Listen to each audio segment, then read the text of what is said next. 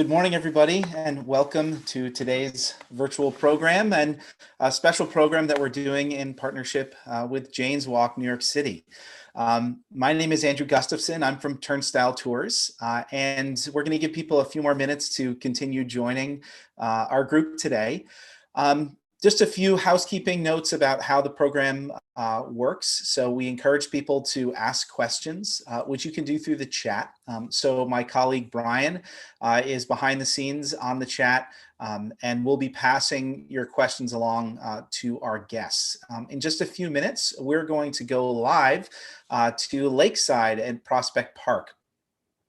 Where we will be joined by Corbin Laedlein, gardener for the Prospect Park Alliance, and my colleague Cindy Vandenbosch is going to be with him as well. Just by way of introduction, I know I see many familiar names, but some new names as well who are joining us. We at Turnstile Tours, we're a tour company here in New York City, and we work in partnership with nonprofit and community organizations to develop and operate tour programs. And so for the last 5 seasons now, we've been running the tours on behalf of the Prospect Park Alliance. But over the past year, it's been a struggle as we've been only able to give very limited guided tours, but we've been working in the virtual realm. So we've done well over 200 virtual programs.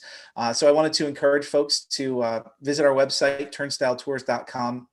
And you can check out some of our past programs, as well as some of our upcoming programs. So I just wanted to share some things that we have coming up, because this is our first of 3 Jane's Walk tours that we're going to be doing this week virtually. So our next one is going to be on Friday. We're going to visit several different artist studios in the Brooklyn Navy Yard. Artists that have participated in the public art display that we'll also get to take a look at along with the curator in Building 77 and Building 92 at the Navy Yard. Then on the 8th, we're going to do a virtual guided tour of the Brooklyn Army Terminal, where we also lead in-person tours in normal times. And we hope to resume our Navy Yard and Army Terminal tours sometime this summer. On May 12th, we're kicking off a series that we're doing, also free virtual programs about the story of Thai food in America for Asian American and Pacific Islander Heritage Month in partnership with Thai Select USA. So our first one is going to be looking at some ingredients and the wholesale suppliers of those ingredients in Brooklyn and Queens. So it's called Galangal, Globalization. Then the week of the 13th, we're doing a whole series for NYC by Design. So on the 13th, we're going to visit Building 127, which is a new adaptive reuse project at the Brooklyn Navy Yard. On the 16th, we're going to visit with Bednark Studio, which is a design build firm in the Brooklyn Navy Yard. And I should also mention on the 13th, we just announced we're going to be doing a special tour of the Bush Terminal Made in New York campus, which is a fashion and film accelerator down in Sunset Park. So those are some of the things that you have to look forward to. So again, visit our website, check us out at turnstyletours.com, and we also look forward to hopefully hosting you on an in-person tour in the near future. So today we are exploring Prospect Park, and we're looking at a very specific corner of the park. We're going to be looking at the lakeside area. So I just want to pull up a map here so that you can see exactly where it is we're going. And we're going to take a little walk. We're going to explore the green roof. We're going to explore some areas around Music Island and learn about what they're planting and why they're planting what they're planting. So if you have any gardeners out there, feel free to ask away. So this is the area that we're looking at. So the southeast corner of the park, right on the edge of the lake, and we're going to be starting up on top of the LeFrak Center. Right over here, and then we're going to be walking around and taking a little look in the area around Music Island. So that's where we're headed today. So again, we encourage you to ask questions. And also just a reminder that we do have closed captioning for the program as well. So you can turn those on or off at the bottom of the screen as you prefer. All right, so why don't we go to our guest today? So this is, oh, we just lost you there for a second, Sin. Hello. Hi, Corbin, how's it going? Hey, I'm doing okay. How's everyone? Yeah, welcome to Lakeside. Yeah, as you can see behind me, you've got the lake there. As you saw on the map, that's the lake right behind me. We're on top of the LeFrak Center. And yeah, like Andrew said, my name is Corbin Laedlein. I'm the lead EcoZone Gardener here at this zone, the lakes, what we call the Lakeside Zone. Yeah, and Andrew, interrupt me at any moment, or is there any questions or anything you want me to touch on? But yeah, so I work for the Prospect Park Alliance, which is a nonprofit that was started in 1987 that works with the city to sustain the park, what we call Brooklyn's backyard. We help to take care of the woodland areas, the horticulture areas, natural areas, the buildings, the landscapes, and we also have educational and volunteer programming. So I work in the horticulture landscape maintenance department, and yeah, so I'll give a little rundown of more about where we are. Like I said, this is Lakeside. This is the newest, one of the newest redeveloped, or actually we have some other things that were redeveloped recently, but this is like the largest capital project since the Alliance was founded, and it was completed in 2013. And as you see behind me, part of it, we've got a splash pad and a skating rink that were just converted back from being ice rinks. And they replaced an ice rink that used to be here. I don't know if folks remember what the park was in this area prior to 2013, but there was another skating rink that had been built there by Robert Moses, and so what this project did was it changed or restored some of that area back to the original Olmsted and Vaux design, and it created this LeFrak Center, which used a lot of sustainable building methods that we can get into, and one of them is the green roof that we're on, and as you'll see, we're on top of the building now, and to my left, we have plants on top of the building. We have a green roof on top of this canopy. And so I'm gonna go a little bit into that. So there are two different kinds of green roofs we have on the top of here. On my left is what we call an intensive green roof, which is maybe a little bit different than some of the green roofs you're used to. And that's because it's deeper and it has kind of a variable depth. And you'll see this green roof can sustain shrubs and trees, and so it kind of has a topography to it. It has dips and that allow for the root balls of the different shrubs and trees we have growing here, and then it's shallower in the areas where we have perennials planted, and it's fed. You'll see there's a gutter that goes along here that collects rainwater and irrigates it, and it needs to be irrigated because the growing medium it's in is actually an engineered soil that is lightweight, to prevent too much weight on top of the building, but it also has a high drainage. So we have an irrigation system here that's fed by the rainwater, which is pretty cool. And then the other kind of green roof we have, which may be the one folks are more familiar with, is the extensive green roof, and that's on top of this canopy above the skating rink, and that is 2 inches of soil, the engineered soil, and it's got sedum growing in there, and those are the the small succulents that are just super tough, don't need a lot of maintenance. So we just go up there, a few times a year to do a little weeding. And Corbin, I'm just going to show a picture of the extensive green roof.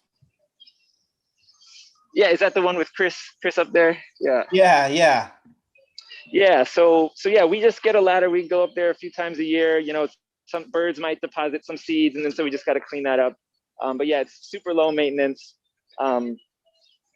So yeah, and so Chris, who's in that photo, Jesse, and myself, we're the EcoZone gardeners for this area, and EcoZone Gardener is kind of a new title we have that kind of is in alignment with how we the new direction for managing the park, and that it's been kind of a convergence with the natural areas, woodland areas, and the formal horticultural areas.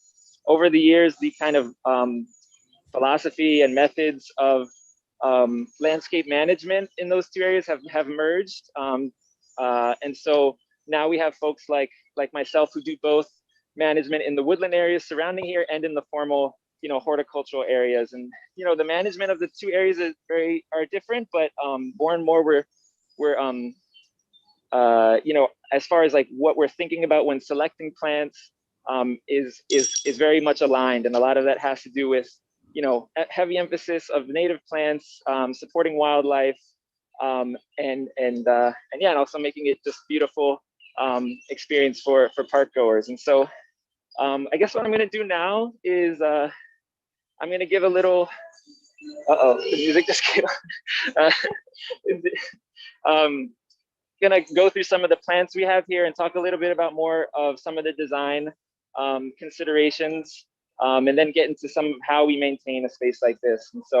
And so like I said, the emphasis here is like on making a landscape that's beautiful for park goers, that benefits the wildlife here, and that means landscapes that are dominated by native plants, and we're talking about native plants as plants that have kind of co-evolved with the wildlife here, that have are adapted to this climate, and so as you'll see, it's spring now. We have some of them in bloom, and the thing that's great about native plants is that they tend to be pretty low maintenance in comparison to some of the other ornamental plants used in horticulture.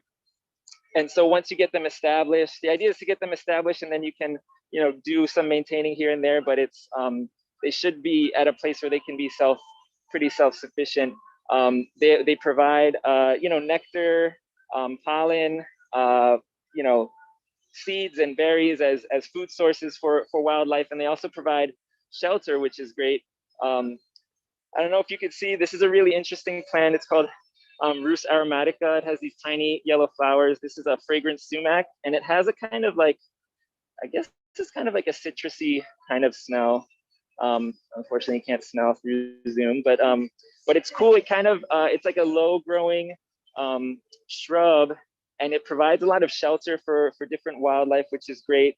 And similarly, if you look in the back there, we have a lot of hollies growing here, which provide awesome shelter for birds and other small mammals. We have plants here like elderberries and different species of rubus, which have hollow canes, which allow for different insects to shelter or to nest there.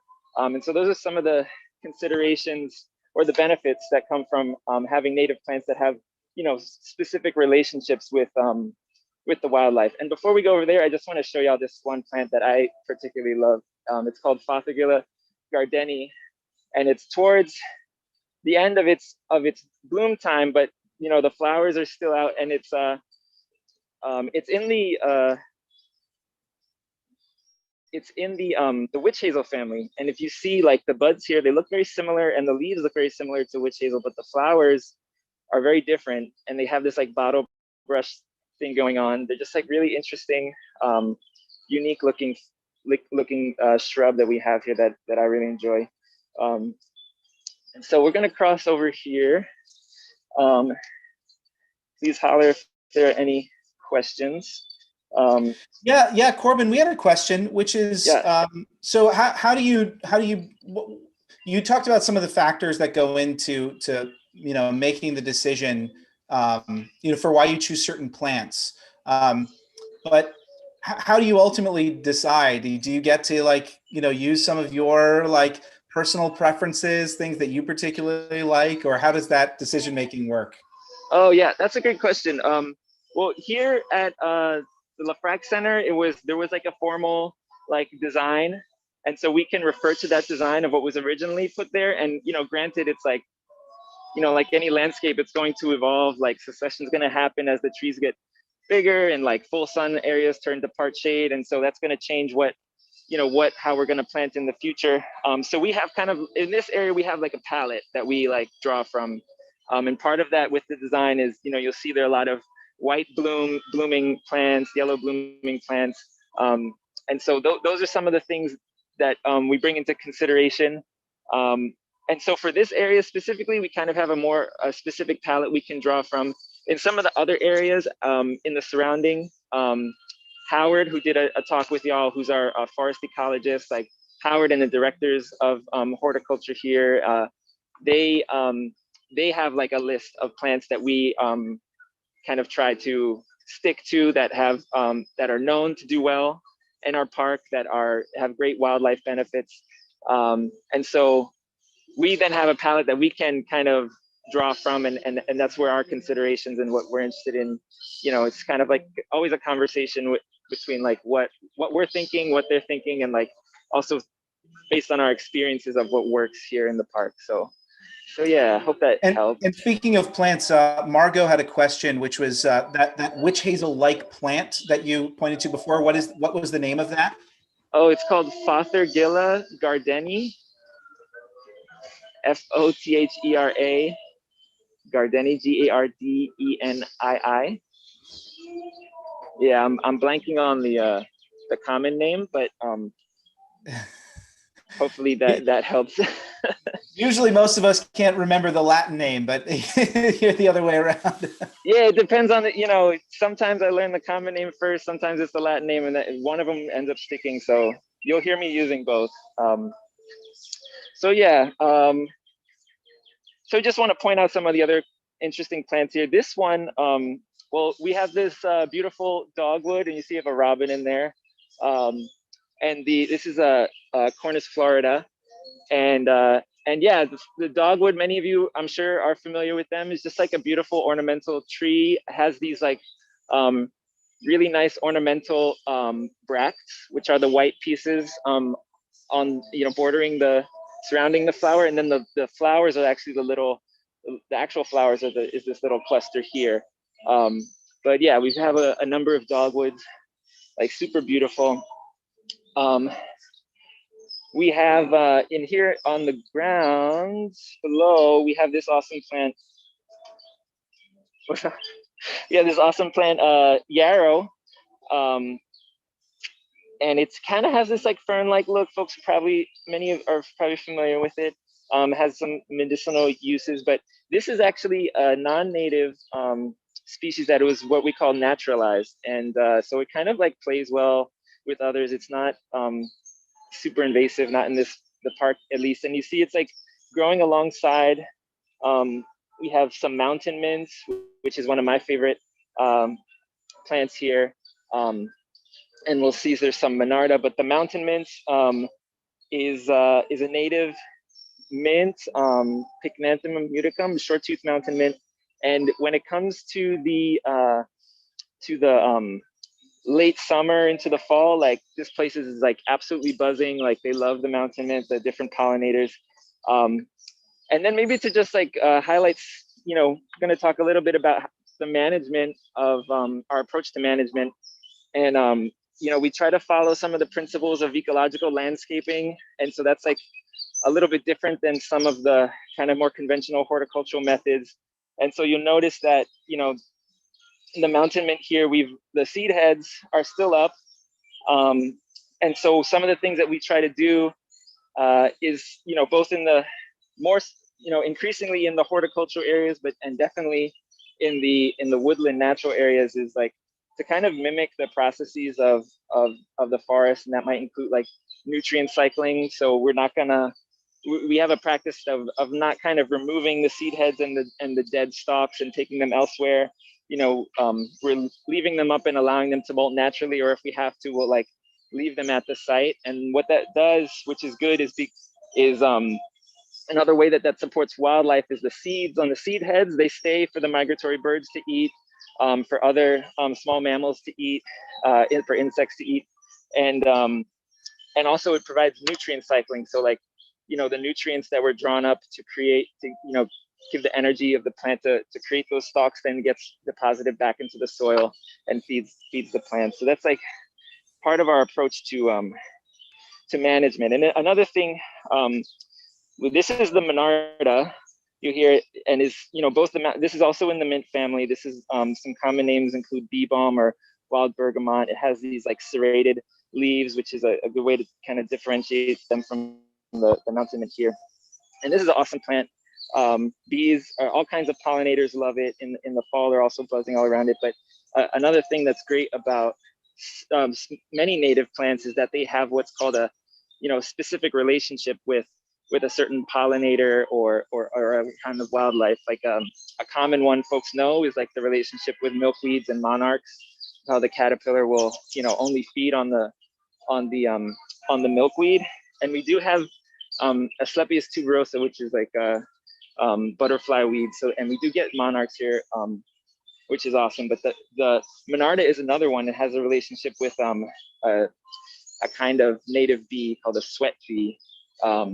And so yeah, it's great to always learn about these relationships. And Corbin, we have a picture of that I can show, but Elisa had a question, which is about some of the other wildlife that you might get up here. So we've seen a few birds and we can hear them, but do you get any, say, mammals in this area as well? Yeah, definitely. That would be an interesting conversation to have with Marty, who's our amazing wildlife and aquatic technician. She is an expert in all that, but we have, raccoons, possums, squirrels, of course, chipmunks, and maybe when we get down to Music Island, we'll see a little bit more, but we have a ton of turtles, both native and non-native turtles, snapping turtles. I don't know if y'all heard, like, someone last year dumped a bunch of eel into the lake, so I guess we have eel now too. But yeah, so and we also and we have small birds, migratory birds, and we also have some larger like raptors and owls occasionally, which is awesome, to be able to provide that kind of habitat. A bald eagle was spotted earlier this year, which was super awesome. So you showed the picture of the sweat bee, which is cool, and it's it's awesome to learn about, like, thinking ecologically, because it's always about like the relationships, and it's not about like, oh, this one species of sweat bee, but it's like having pollinator plants that attract all kinds of pollinators. You then are able to feed the dragonfly population, and having a healthy dragonfly population, another prey of theirs are mosquitoes. Then you have a lower mosquito population, and just like this kind of learning about these relationships and how native plants can support, a healthy like balance of these things. And so yeah, I was thinking I'm gonna keep just pointing out some interesting plants as we go along, but I wanted to show you, this here. This is yellow rocket, and which is a weed. Thankfully, it like fits in with the color palette, so people might not suspect. But one of the things that we try to do with maintaining the landscape here is to reduce soil disturbance. And one of the reasons why that is because, we have so many seeds from all kinds of, things that we would consider weeds, or not, things that we'd consider like less desirable to have in the landscape here. Every year, they're being deposited into the soil, whether it's from being wind dispersed or birds like pooping them out or what have you. And every time you disturb the soil, that gives an opportunity for something that's more difficult to manage to establish itself. And so, it's kind of inevitable. We're going to have to disturb the soil, at times, but if we can avoid it, we do. And so, like, for something like this is a biennial yellow rocket. And so what we do with something like this, we have Monarda and mountain mint and Yarrow here, and what's happening now is the yellow rocket is kind of shading it out. And so rather than just like pulling everything and like disturbing all that soil, what we would do is just cut them at the base, and then that gives whatever's growing underneath it a little more sunlight, a little more of a chance.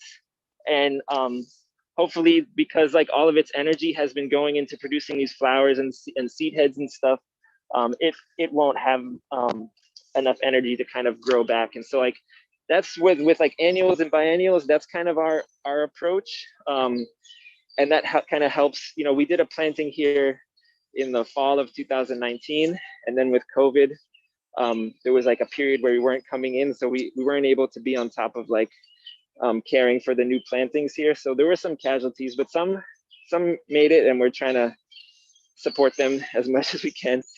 But then for like other weeds we have, like this one here is Canada thistle, and this is one of the more challenging weeds we have here. And you see right here, it's challenging, one because it's covered in spikes and it hurts, but it also yeah, it's a perennial, and it has wind dispersed seeds. The seeds, I read that the seeds last in the soil for 22 years. And then it has a root system that goes way deep. And it's kind of like, if you try to pull it out, it's going to break off. And then it's kind of like, what is it called? With the broomstick that keeps multiplying, it's like every time you pull it, it's like 3 more will come up. And so, like Fantasia. Like Fantasia, yeah. So that's like the situation with the Canada thistle. So our approach there is, one, we wouldn't pull it because of the soil disturb. With other perennials, we would pull them because they're just going to keep, there's no other way, like, cutting is not going to do it. But with this, our approach is like just to, at very least, prevent more seeds from being deposited into the soil. So we'll try to get them before they produce seed, but also like, maybe like death by 1,000 cuts. Just keep at it, keep on top of it. So we can do that. And this is another awesome tree or a shrub that we have here, Amelanchier canadensis, and this just finished blooming. They have beautiful white flowers, and now berries are forming. Common names include like Juneberry or serviceberry, and this is an awesome for wildlife, birds absolutely love it. So yeah, it's an awesome tree we have here. And then next we have Betula nigra, which is the river birch.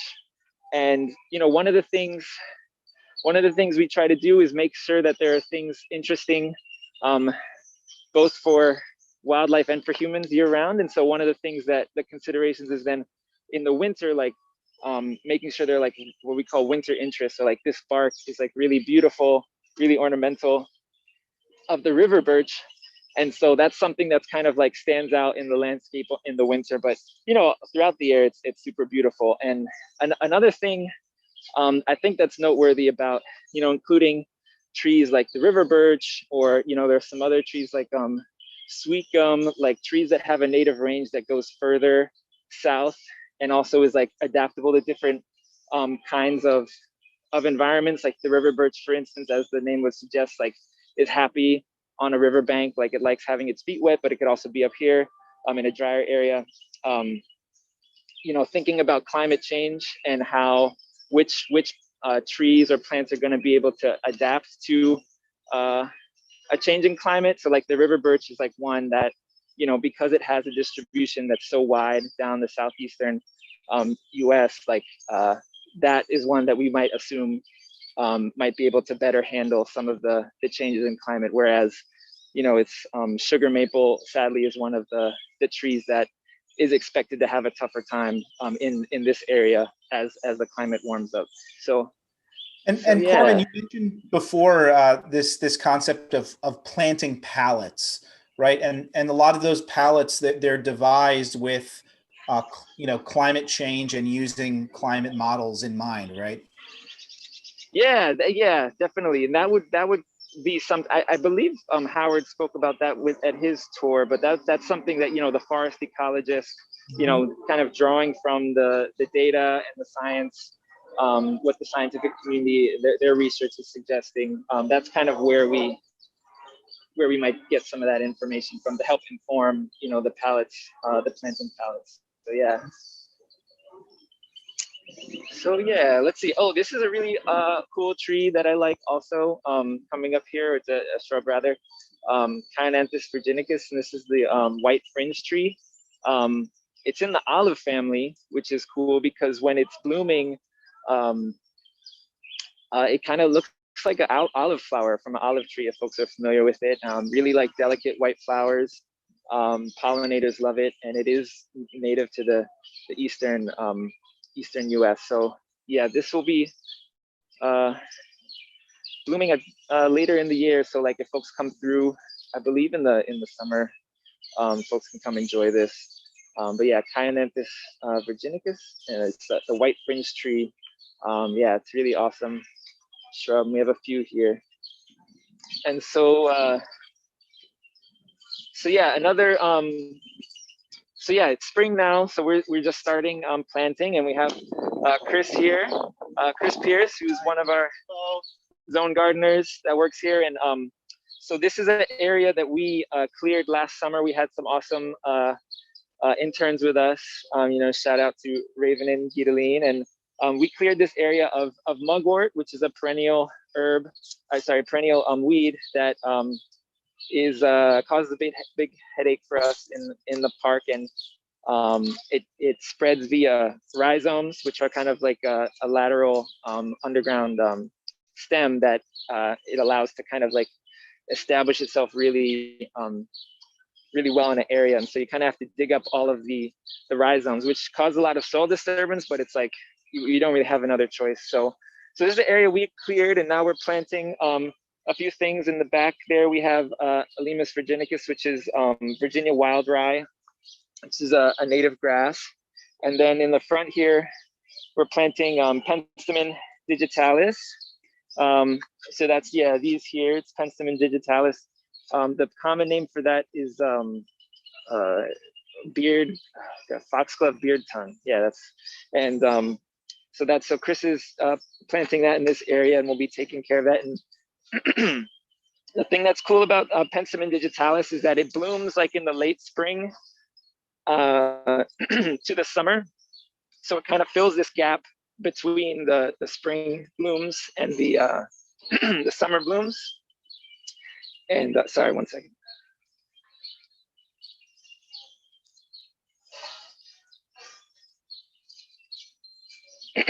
And so that's what, like, this concept of like keeping the restaurant open year round, so making sure that bloom times are staggered.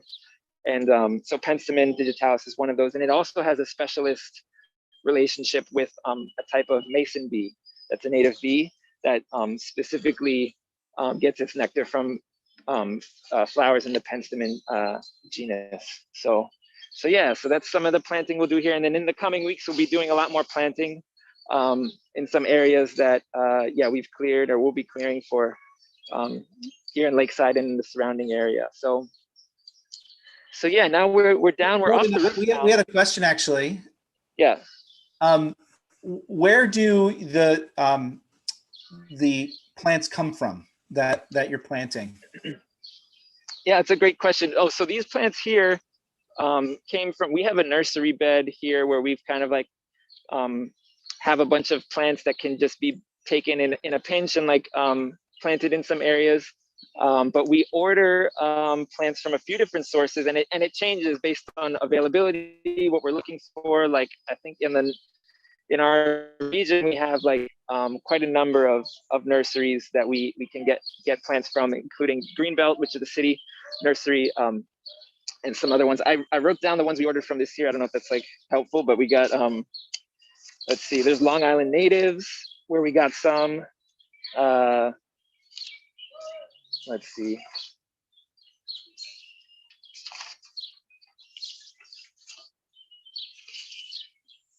Yeah, Long Island Natives was one.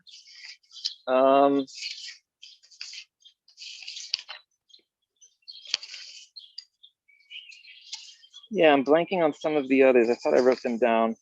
That's okay. But you get them from nurseries. You're not doing all the nursery inside the park, right? Yeah, no. In the past, we have done some propagation here in the park, and we do collect seeds at times, and we'll like, kind of do some seeding where we can from seed that we've saved ourselves. But oftentimes we're going to regional nurseries and ordering them. Yeah, and there are a lot of great nurseries that specialize in native plants that we're able to get them from. So yeah, so now we're off the green roof. So we kind of made the transition. So this is just soil. It's not engineered soil anymore that the plants are growing in. And if you see to my right, we have the concert grove, the lower concert grove. And so this is where the old skating rink used to be. It was kind of plopped right on top of here. And so all of this esplanade, this like wall here, was restored, as well as Music Island, which is what we're gonna go check out now.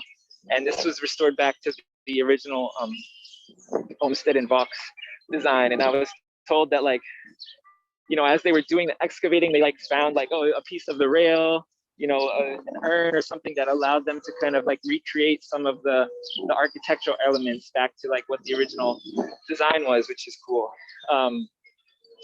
And so here, yeah, we have Music Island.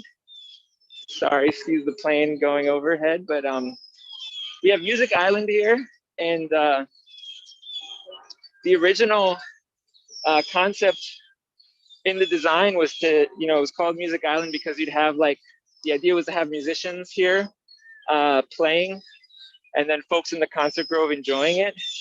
But my understanding is that didn't last too long because the acoustics didn't work so well. But yeah, this was restored. And so we've been out here last year with, like, you know, tremendous help from our volunteers to kind of clear some of the invasive vines and trees. And so we've been doing some seeding and some planting. We had to pause because, as you see, we've got the mama swan over there. She's nesting and caring for her eggs. So we're kind of like letting her be. And Marty has been supporting her and doing an awesome job. But yeah, you see, like, Music Island is a great like way to, you know, it supports wildlife, from the swans to the geese to the turtles. I don't know if you can see those, but yeah. So that's another part of the work we do, and it's always like a new challenge. Like, how do we get all the plant material off of Music Island? And we use Marty's boat, and she takes us over to another spot to get it off the island and to make sure it's looking all right. But yeah, so I'm just going to show a picture real quick here of what the Music Island used to look like. So this was the bandstand. So you can see over here on the right, and the crowds gathered around to listen to music. But for many decades, this whole area, basically everywhere where people are standing, this was covered over by the old Woolman skating rink, which was removed to build the current Lakeside, and the island was restored, but in a different form.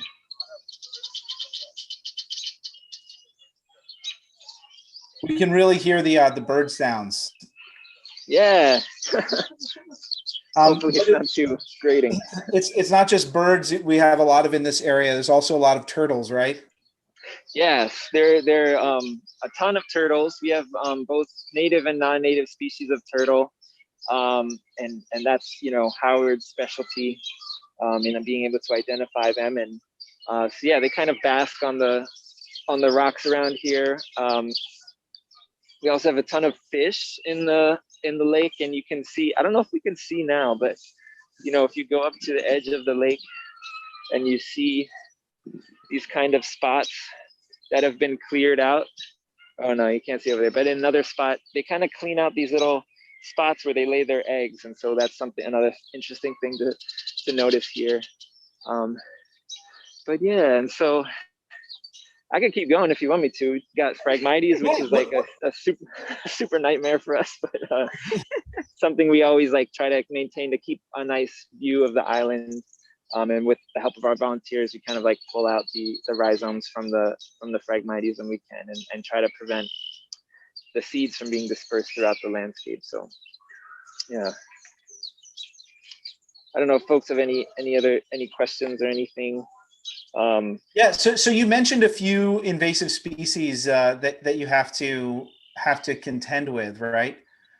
Could you name some of those again that are problematic in different areas? Yeah, so in our full sun areas, the ones that are, I could show you some here. I mean, they're all around us. You'll see here we have a lot of mugwort coming up, and so this is one of the things that, you know, we try to like suppress it with different mulches and stuff, but to limited success. And so like our approach really is to kind of focus on an area, like eradicate all of the rhizomes out, and then maybe plant something else that can kind of like, you know, hold its own against it. This plant here in our full sun areas is called Gallium Malugo, or is also known as like bed straw, or there's a bunch of different names. It's like sticky, kind of like hooks onto you. And this one is really challenging because it grows really fast in the early spring, and it'll kind of smother some of the perennials we have growing, and then its seeds are really small but also sticky, and so they like will just stick to everything, and then they like will kind of die and desiccate on top of the other plants. And so like if we don't stay on top of it, it kind of becomes like a vinescape, you know, of between the gallium and some of the vines we have growing, like porcelain berry. It's an issue in the full sun areas, but also in the woodland areas, like porcelain berry, oriental bittersweet. Those are things we really try to stay on top of. And if nothing else, like make sure we're collecting the berries so they don't get distributed, put into the seed bank in the soil. Let's see what else. Bindweed is another kind of like, I'm not seeing it around here, thankfully, but it's another invasive weed that is really challenging because the roots for bindweed will just go so deep. So it's just, you know, you really can't, it's really difficult to kind of like pull it out, you know. You just gotta keep on top of it, keep trying to get it each year, and just, so yeah, it is a challenge trying to keep on top of all of the weeds. As you can imagine, it's a very large area, but we've kind of developed strategies to be, you know, making sure we're observing the landscape, seeing where things are kind of getting out of control, and making sure we're hitting them. And yeah, in the woodland areas, yes, most of the focus is on vines, and that's like same with like in Music Island, because it became so dense and you know, dark. You can see, I don't know if you can see here, but in the trees you'll see there are some remnants of vines that had kind of gotten caught up, and then they can strangle the trees. They can take down trees sometimes.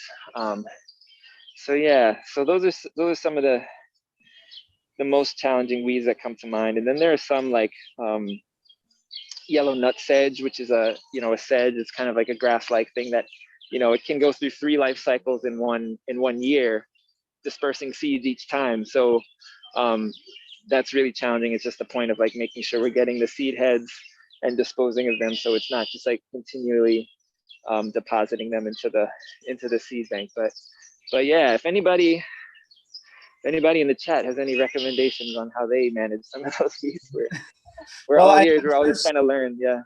I'm sure some people also remember that a few years ago, the park got help with some goats controlling invasive species. Yeah, that was before. Yeah, I've only worked here. I started in the summer of 2019, so that was before my time. I've heard stories about the goats. And then Marty's boat, we call the floating goat, which takes care of the duckweed, which is a pretty bad weed that is in the lake. And so that's another, you know, strategy for the aquatic weeds that we have. And yeah, so yeah, this is the lake here. Got some like turtles like chilling, living their best life out there on that rock, and some geese. Yeah, and here, oh yeah, you can see these are the spots where, you know, fish have laid their eggs. These kind of like spots that have been cleared out, and the fish probably left because we probably startled them. But oftentimes you'll see a fish just like hanging out on top of their little spot where they laid their eggs.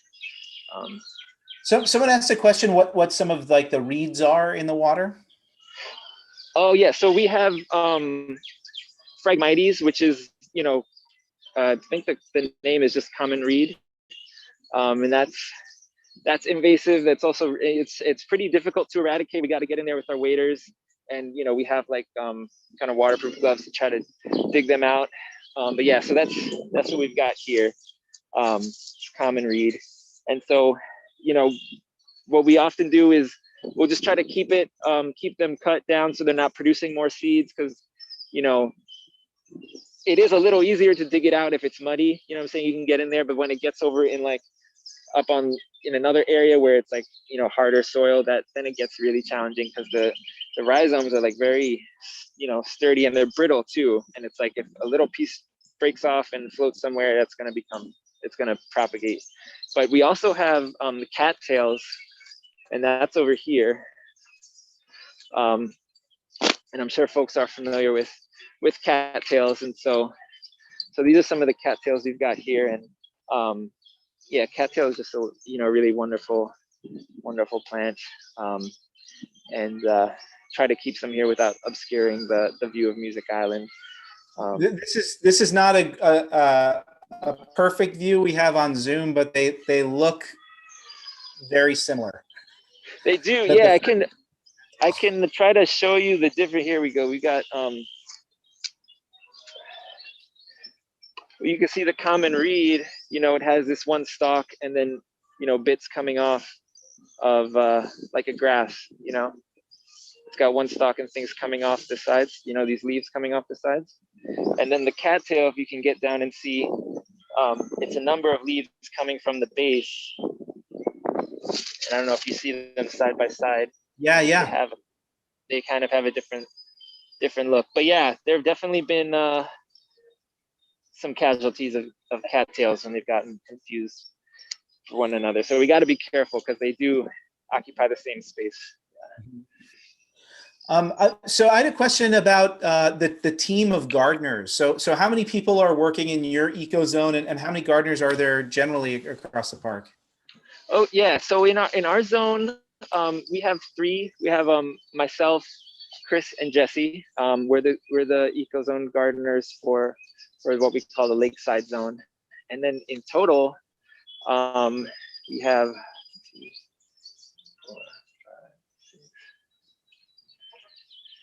I think we have like about 7 or 8 others, and some are seasonal. We have some gardeners that work for parks, that work with us, and we also have a Woodland youth crew that works during the year, which are it's a program for younger folks, and they work mostly as the name suggests, in the woodlands with Kate, who's who manages that program. And we also have just like an incredible group of volunteers that come every week, or they come pretty much every day, and help the different gardeners in their zones. And so we've been tackling some really intense projects up on Breeze Hill over there with them, and they just are such an incredible help that help us manage this space, because even with the staff that we have, like the park itself is like 526 acres, so it's a lot to manage, and we're using all mechanical methods, and so it's like our hands, shovels, like other tools, but we're not spraying or anything, no chemical methods, so like as our like main way of managing the park. So it does take a lot of work, and so the volunteers are essential for that, for sure.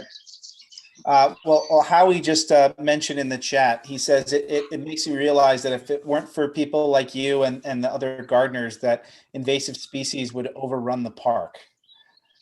Yeah, it would. It would kind of look like if you're driving down the south and you look, on the side of the highway, and it's just like kudzu, covering everything, just like a vinescape. Like a lot of the park would end up looking like that, if it's not managed. And the goal is to get to certain spots that are kind of like, all right, the plants are established there, like there isn't much opportunity for the invasive vines to establish themselves or other invasives. But yeah, it's always challenging, so yeah, definitely it definitely like is a good illustration of the necessary role that humans have in like kind of like can have in healing ecosystems and creating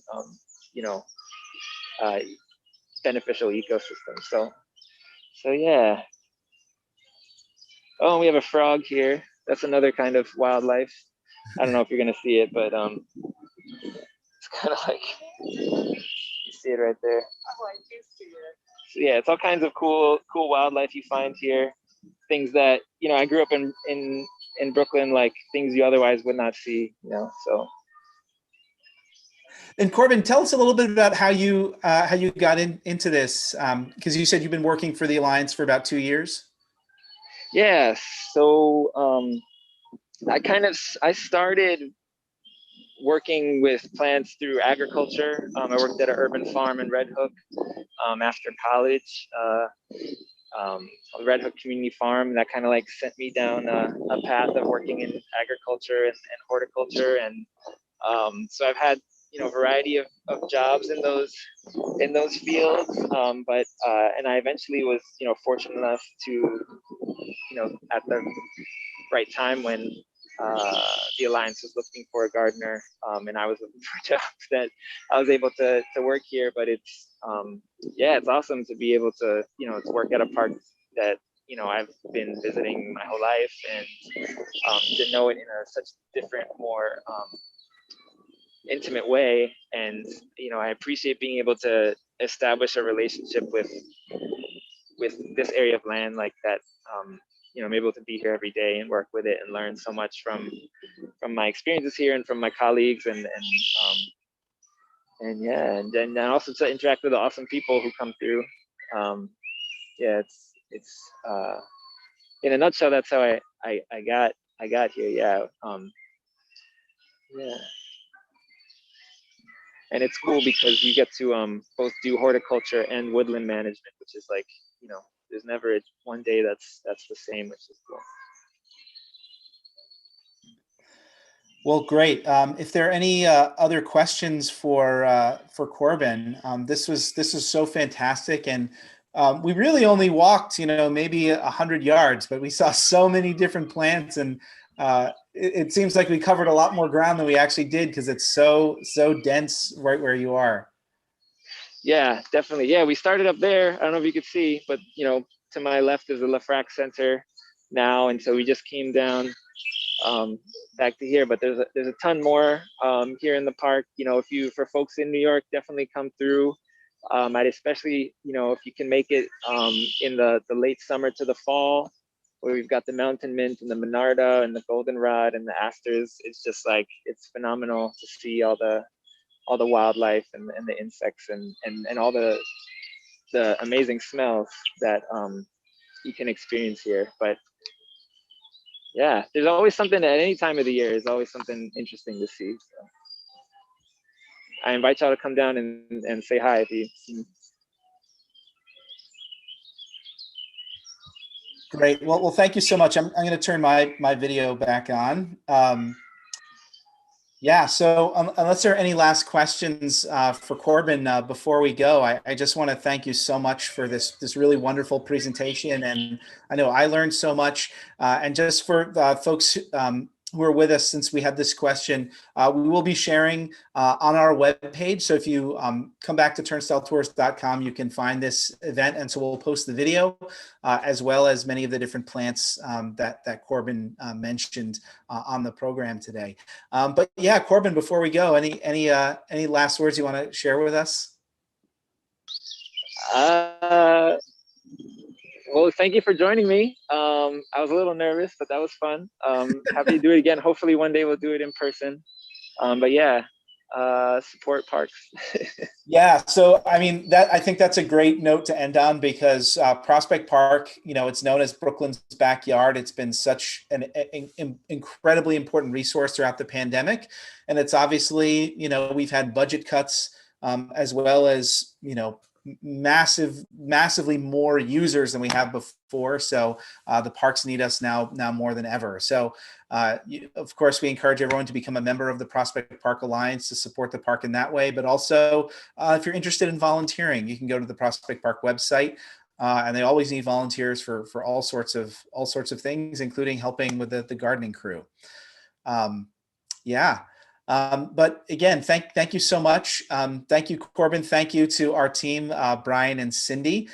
Join us again for our next program with Jane's Walk 2021, where we'll be visiting with artists from the Brooklyn Navy Yard on Friday afternoon. And then on Saturday, the 8th at 11 a.m., we're going to be doing a guided virtual tour of the Brooklyn Army Terminal. So stay tuned for that. Thank you so much, and enjoy the rest of your day. Thank you so much, Corbin. Have a great day. Thank you, you too. Bye, y'all.